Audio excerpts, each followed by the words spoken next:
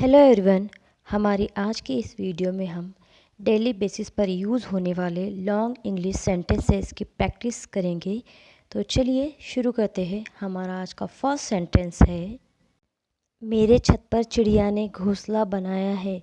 इसको हम इंग्लिश में कहेंगे, a bird has built a nest on my roof.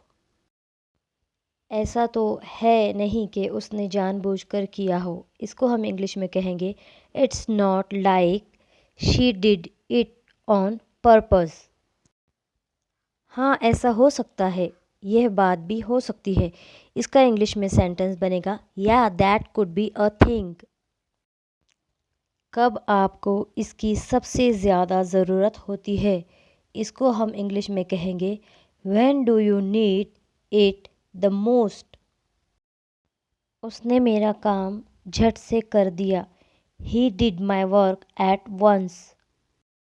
मुझे ख़रीदारी करना है। I have to do the shopping. कितने तक की शॉपिंग कर सकते हो? How much can you shop for.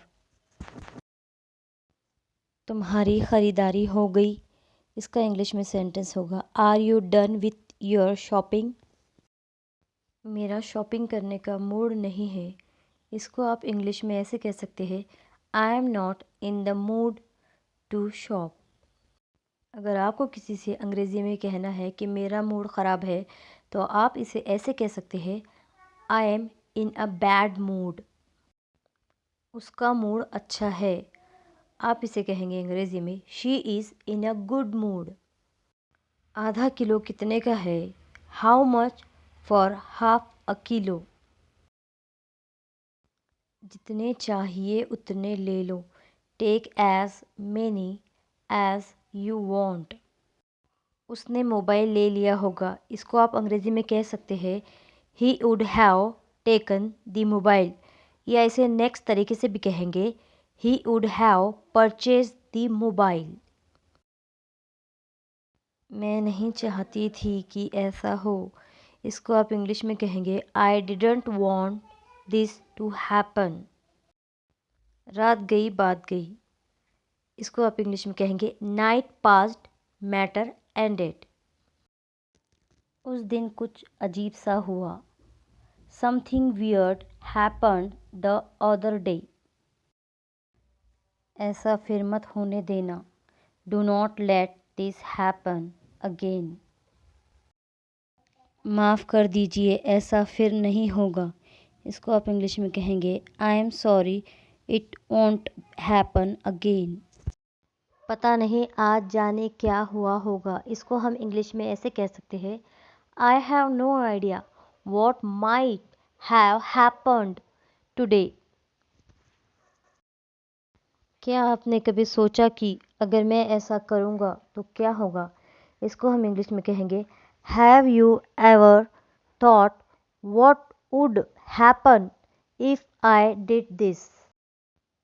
अगर मैं आपको पहले बताती तो आप मुझे नौकरी नहीं देते। If I had told you earlier you wouldn't have given me the job. अगर ऐसा ही चलता रहा तो संभालना मुश्किल हो जाएगा। If things keep going like this it will be difficult to manage. अगर वो लड़का कुछ कर लेता तो तुम क्या करते? What would you do if that boy had done something wrong. अच्छे बुरे की पहचान है मुझे। I can distinguish right from wrong. अगर कुछ भी गलत हुआ तो मैं तुम्हें ही दोषी मानूंगा। इसको आप इंग्लिश में कहेंगे, if anything does wrong I will told you responsible. हमने बहुत मज़े किए। We had a lot of fun.